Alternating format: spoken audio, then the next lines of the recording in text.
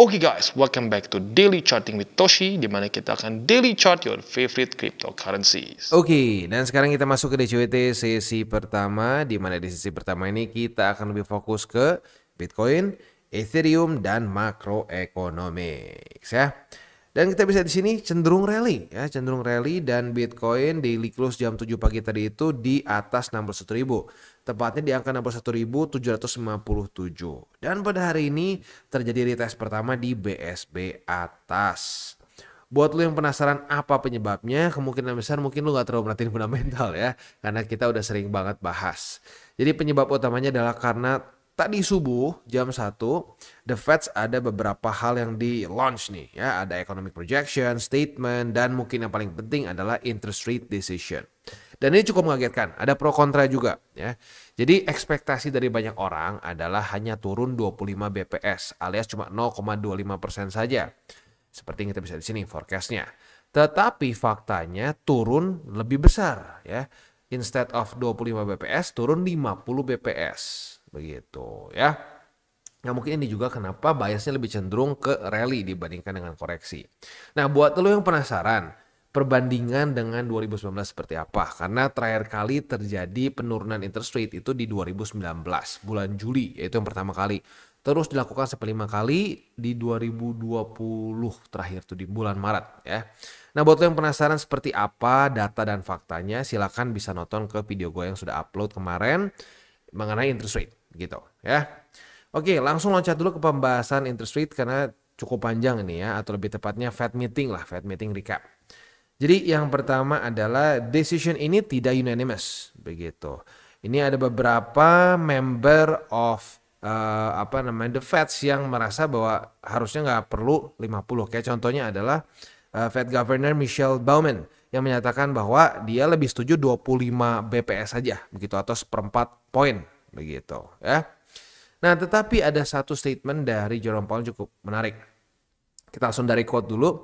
Dari quote-nya dia menyatakan, I don't see anything in the economy right now that suggests that the likelihood of a recession, of a downturn is elevated. Ya, kalau kita translate dengan dengan simpelnya lah gitu ya. Yang menurut Jerome Powell dia tidak melihat bahwa ada peningkatan resiko dari resesi atau ya bahkan di sini dibilang of a downturn gitu menurut dia. Jadi buat lo yang sudah sering nonton DCWT pasti tahu ya, resesi itu lebih parah daripada economic downturn. Nah menurut Jerome Powell bahkan kita nggak usah ngomongin resesi, downturn aja kecil resikonya. Begitu. We'll see apakah ini akan menjadi blunder lagi seperti di 2019 atau tidak, ya kita nggak pernah bisa tahu ya. Next, we are not going back to the world of ultra low interest rate. Nah banyak orang yang berpikir gini, di 2019 terakhir kali kan begini ya, terakhir kali penurunan interest rate itu berkali-kali gitu. Kita langsung aja deh masuk ke sini ya, ke chart yang kemarin kita pakai. Jadi kalau kita di sini ya, kemarin itu di cycle kemarin kan 5 kali rate cut dan ya dengan waktu yang bisa dibilang cukup pendek ya. Kita bisa di sini sampai ke sini. Ini hanya dalam waktu 232 hari ya. Itu udah turun sampai 5 kali. Jadi arguably cukup cepat ya. Dan turunnya pun ekstrim ya sampai ke angka 0,25. Nah, menurut Jerome Powell kali ini kemungkinan besar kita tidak akan sampai ke ultra low interest rate lagi begitu. Ya jadi buat lo yang berharap wah akan terus diturunin gitu. Ya, Jerome Powell bilang tidak seperti itu. At least that's the plan. Nah, ini bisa menjadi satu indikator nih apakah Jerome Powell berhasil atau enggak menjaga supaya tidak terjadi resesi. Kalau sampai seperti di 2019 lagi, artinya tidak sesuai dengan statement dia. Ya. Nah, kalau tidak sesuai dengan statement dia, ada kemungkinan bisa terjadi drop seperti mirip-mirip di 2019. Karena ya konteksnya mirip ya di 2019. Jerome Powell bilang tidak akan ada penurunan interest rate di 2019 ya. Ternyata bulan depannya turun. Nah, itu membuat orang melihat bahwa waduh, the Fed salah hitung nih. Nah, mirip-mirip kayak sekarang. Kalau sampai tiba-tiba interest rate-nya turunnya ekstrim dan banyak, ya berarti tidak sesuai plan dari the Fed. Begitu, ya.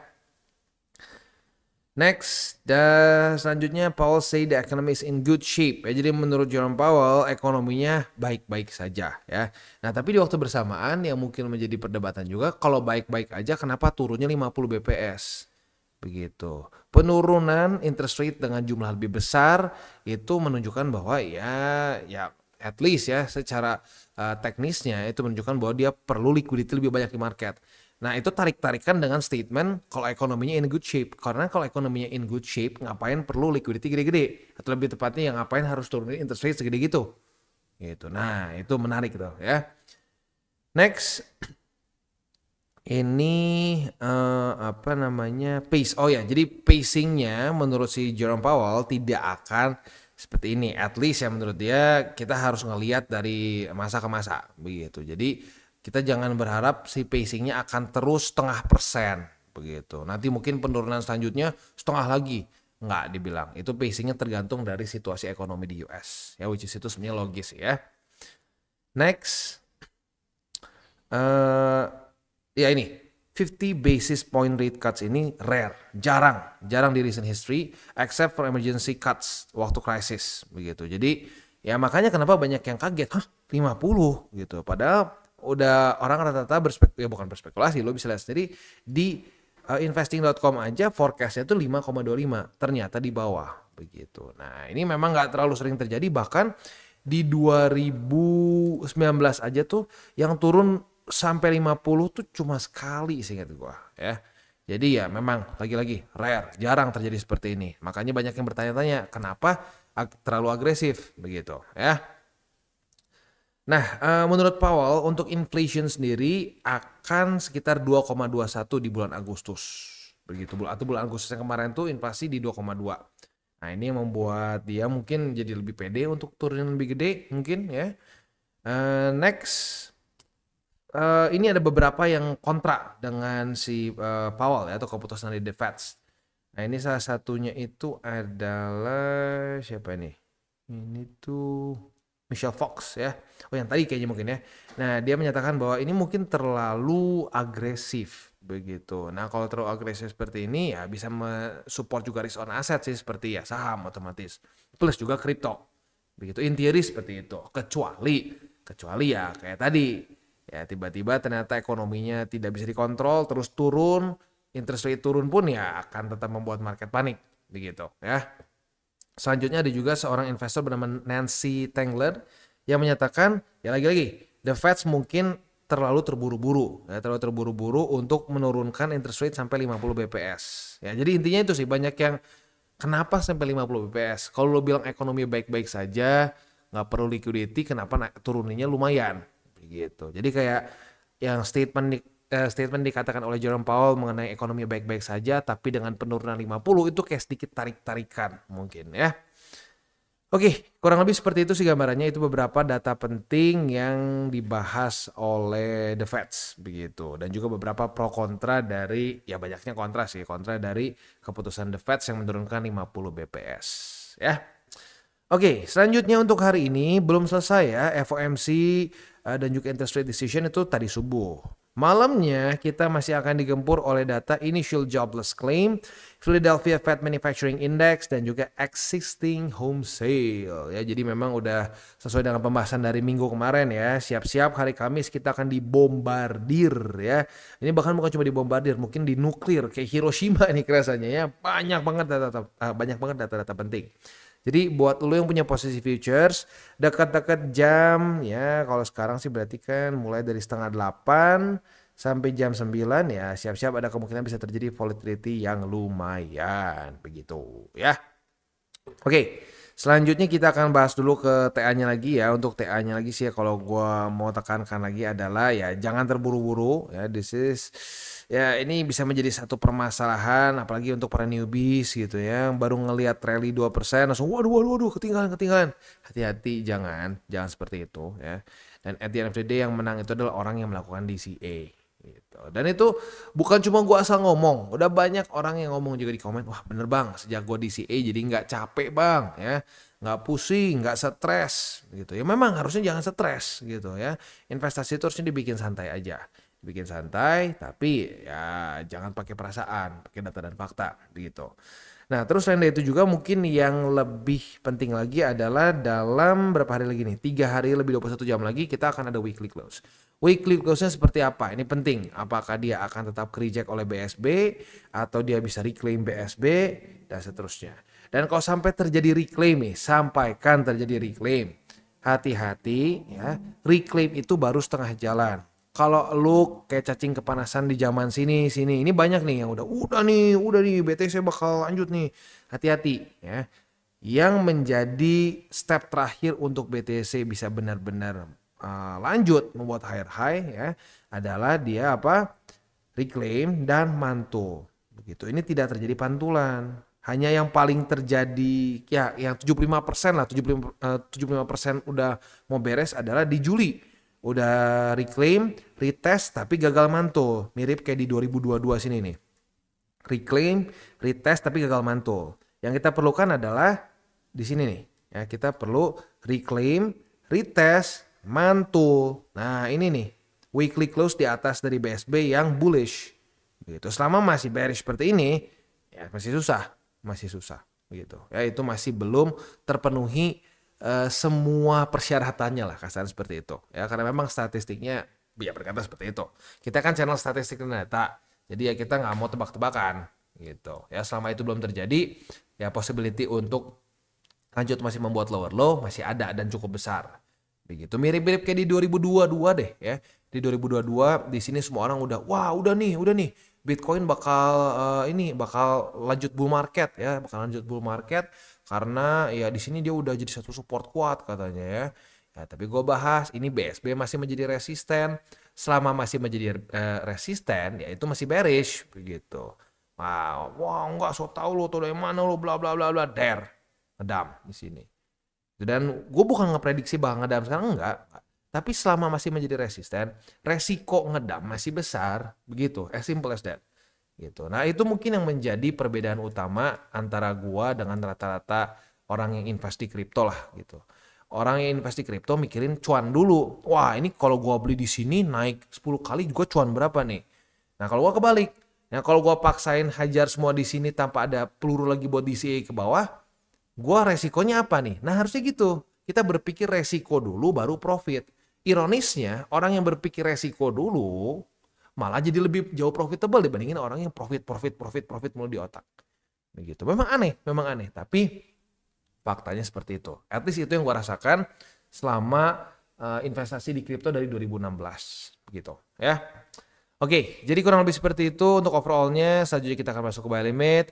Sebelum kita masuk ke buy limit, gue akan disclaimer dulu bahwa semua konten dari TCI bukanlah financial advice. Ini semua bentuknya adalah edukasi. Lalu bagaimana cara untuk mendukung TCI? Ada banyak caranya. Lu bisa like our video, bisa share our video, atau juga bisa menggunakan link referral kita di bawah. Dan sekarang kita akan dengar dulu pesan-pesan dari sponsor kita pada hari ini. Oke, today's video is brought to you by Maxi. Di mana Maxi sedang ada limited time offer, deposit and trade to earn ya, sebesar 20 USD. Ini eventnya simple banget, langsung aja kita jelasin gimana cara kerjanya. Jadi selama event ini berjalan, apabila lu melakukan first deposit sebesar 100 USD atau lebih tepatnya lebih dari 100 USD dan mengkomplit 100 USD dalam trading volume, akan mendapatkan 20 USD bonus. Simple banget, deposit 100 USD atau lebih dari 100 USD ya, selama 7 hari setelah registrasi. Jadi ini untuk new users ya. Dan trade volume lebih besar dari 100 USD plus lu hold 7 hari dan bisa claim 20 USDT. As simple as that ya. Jadi buat lo yang tertarik silakan bisa ikutan ya. Dan memang kalau buat lo yang berencana untuk melakukan deposit dan memang pengen akumulasi juga, boleh pertimbangkan untuk menggunakan Maxi agar bisa mendapatkan bonus 20 USDT. Sekali lagi ini limited time offer. Buat lo yang tertarik silakan bisa menggunakan link referral kita di bawah. Dan kita masuk dulu ke Bitcoin. Untuk Bitcoin sekarang sih sebenarnya kalau mau buka posisi, oh ini kemarin kan ada posisi short ya. Ada posisi short di BSB karena retest 1, retest 2. Nah buat elu yang sudah buka posisi short, udah kena target TP sebenarnya ya kemarin. Yes, udah kena target TP. Jadi ya selamat buat yang kemarin buka posisi short. Dan target TP di MA50 berarti profit 2% sebelum dia naik ke atas nih. Ya kadang-kadang memang market tuh suka berbaik hati ya. Retest 1, retest 2 kasih TP dulu, udah gitu baru naik ya. Nah, untuk sekarang sih ini baru retest pertama. Kalau sampai besok daily close-nya masih di bawah dari BSB atas, ya mungkin kita bisa pertimbangkan untuk buka posisi short lagi. Tapi for now, ya kita tunggu dulu aja ya. Untuk posisi spotnya MA50, 58.445, 57.617, dan di 55.103. Itu untuk posisi spot dan futures di Bitcoin ya. Next, kita masuk ke Ethereum. Untuk Ethereum kita bisa di sini. Kalau Ethereum dia kena. Enggak kena cut loss nih. Karena lagi-lagi mirip kayak Bitcoin ya. Retest 1, retest 2 kena dulu ya, tapi target TP buat yang konservatif sih sebenarnya ya. Buat yang konservatif kena target TP di 2295 begitu. Atau ya kalau misalkan lu tutup juga waktu jam berapa nih? Berarti dari jam 11 ya. Dari jam 11 ya sebenarnya udah kena target TP gitu. Jadi ya lagi-lagi ini adalah public reminder untuk pasang target TP. Kalau nggak dipasang target TP-nya antar aja ya bisa jadi berantakan gitu, bisa ketinggalan kereta gitu ya. Nah buat yang agresif dan nggak ditutup posisinya kali ini kena cut loss. Jadi ini juga mungkin reminder, jangan sampai berpikir yang agresif pasti selalu lebih profit, lebih besar dibandingkan yang konservatif. Nggak juga, karena yang konservatif kena target TP, yang agresif malah cut loss begitu. Jadi reminder lagi begitu ya. Itu sebenarnya bukan untuk siapa yang lebih besar profit, tapi memang risk profile lo seperti apa. Kalau risk profile lo konservatif ya dipaksain agresif nggak bisa tidur. Yang agresif dipaksain konservatif, wah bosen begitu. Ya jadi lagi-lagi tergantung sama risk profile lo gitu ya. Oke, jadi kurang lebih seperti itu untuk posisi futuresnya. Untuk posisi spotnya karena terjadi reclaim di 2363 itu jadi support pertama. Jadi buy limitnya di 2363, buy limit kedua di 2203, dan buy limit ketiga di 2177. Itu kurang lebih setup untuk di Bitcoin dan di Ethereum. Sebelum kita tutup DCWT sesi pertama ini, gua akan ada sedikit ujangan tipis-tipis, terutama untuk para newbies. Sekarang kita dalam momen-momen mirip-mirip seperti di sini ya. Kita sedang rally ke ini weekly ya. Kita sedang rally ke BSB. Nah, dari 2 kali sebelumnya ini banyak yang melakukan beli di resisten. Wah, takut ketinggalan nih, FOMO, beli. Mending kalau udah gini, kalau udah beli di resisten tuh biasanya sepaket sama all in karena takut ketinggalan. Ya itu, psikologinya udah kacau dari awal, takut ketinggalan, fear of missing out. Nah semoga kali ini enggak ya, karena gue udah bahas berkali-kali, hati-hati beli di support, jangan paksain di resisten ya. Nah ya gue harap nanti kalau sampai kejadian lagi seperti ini, nggak banyak yang keulang permasalahan seperti ya di masa-masa Juli dan Agustus kemarin. Karena jujur di masa-masa Bitcoin rally kayak begini itu banyak yang sangkut dan masalahnya gini. Yang seremnya lagi tuh kalau udah itu tuh kayak lagi-lagi ya, itu udah kayak mungkin symptoms kayak orang batuk pilek gitu. Kalau udah batuk biasanya pakai pilek gitu. Nah jadi udah belinya di resisten, all in, pakai uang panas, wah udah ya bertanya gimana nih bang, dan yang lebih gila lagi nih kadang-kadang bukan di BTC lagi belinya, dia ngeliat BTC naik, yang lain lebih gede, wah gila lebih FOMO lagi, misalkan BTC cuma naik ya 1-2% atau 5%, wah ini ada altcoin belasan persen, nyangkutnya lebih gila gitu. Nah itu ya, please untuk para newbies jangan sampai chasing pumps ya, jangan chasing pumps dan lakukan DCA. Lagi-lagi garis biru, moving average, BSB itu semua bukan cuma pajangan, itu adalah daerah kita untuk melakukan akumulasi. Ya lu tanya sendiri buat orang-orang yang sudah akumulasi di 54.000, 55.000, bahkan kalau lu yang dapat week kemarin di sini ya 52.000, 50.000-an gitu. Jadi at the end of the day yang menang, the winner is orang yang melakukan akumulasi. yang tebak-tebakan antara boncos ya atau nggak belum beli-beli gitu karena wah ngapain beli sekarang BTC bakal ke harga segini pasti taunya nggak kena gitu. Nah itu menjadi permasalahan juga. Kenapa? Karena ada sering kali psikologis orang tuh seperti ini. Wah lihat nih BTC gue nggak akan beli BTC sampai ke harga misalkan 47.000 misalkan gitu ya 47.000 gue nggak akan beli pokoknya. Nggak kena nih, aduh yang lain bilang asik gue udah profit nih, yang tentunya yang DCA ya, wah asik gue udah profit. Nah orang yang bilang 47.000 paten nggak akan salah, ujung-ujungnya aduh kok gue ketinggalan ya, yang lain udah pada profit nih, udahlah. Nah udah gitu, bahkan dari lu yang cenderung awalnya pengen lebih di bawah aja, malah bisa beli pucuk. Begitu, makanya kenapa gue bahas berkali-kali, mendingan lu pilih dari awal. Lu mau DCA murni ya, DCA murni berarti tutup mata nggak ngerti TA, pokoknya lu terus ya belanja terus BTC dari hari ke hari ke hari terlalu dekat ya, minggu ke minggu, bulan ke bulan, terserah time frame-nya lu pikir sendiri ya. Udah gitu lu sampai kena target tertentu, misalkan gua mau kumpul 300 juta nih ya buat nikah lah, buat beli mobil, buat beli apapun lah ya. Nah udah sampai WD beres, itu untuk yang DCA murni. Nah untuk yang pengen benar-benar belajar DCA ya udah belajar, jangan setengah-setengah gitu. Kalau setengah-setengah itu adalah tipe orang yang paling sering beli pucuk jual bawah gitu ya.